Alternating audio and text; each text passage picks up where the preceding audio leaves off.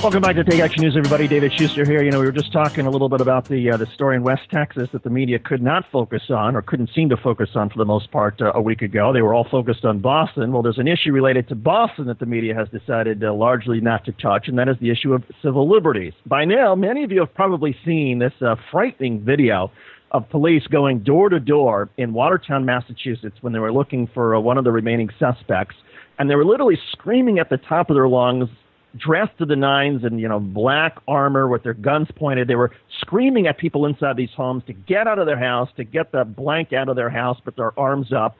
There was no, of course, were civil liberties violated or not? It's been a huge discussion, and here to join our discussion is an expert on this matter. Glenn Greenwald is a columnist on civil liberties and U.S. national security issues for The Guardian. He is a former constitutional lawyer. He was, until a year ago, a contributing writer at Salon. He's also the author of How Would a Patriot Act?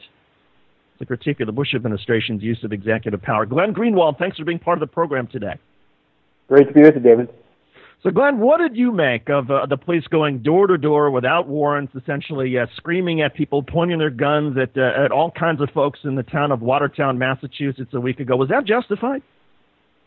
Well, it's certainly extraordinary behavior. You could imagine, I suppose, some hypothetical where it could be justified if there's a truly existential threat posed to a major American city. What you had in this case was, by all accounts that everyone knew, a single 19-year-old who had committed a pretty horrendous crime and was on the loose. And so to engage in that level of behavior, they were going house to house, forcing people out of their homes, searching their houses with no search warrant, no oversight from any court of any kind. People were grateful for this. That, I think, is pretty disturbing because it underscores how extreme police power can go when you put people into enough of a state of fear.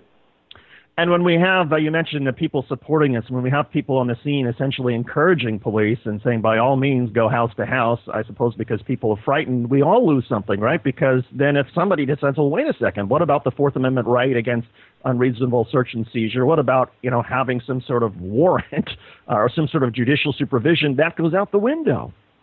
Well, this goes back to the debates that the founders of the country had, and they resolved it pretty clearly in favor of privacy and against this sort of hyper-security fixation. I mean, the Constitution bars the police from entering people's homes unless they have a search warrant where they prove probable cause to believe a crime has been committed.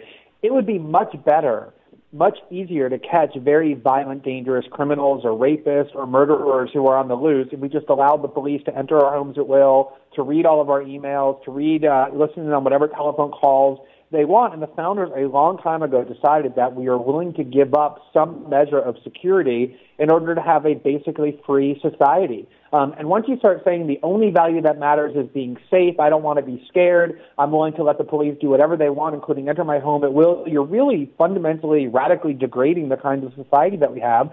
And if they did it in this case for a single 19-year-old, why wouldn't they do it in a case that actually poses a greater threat? And I think that's what's really such a disturbing question.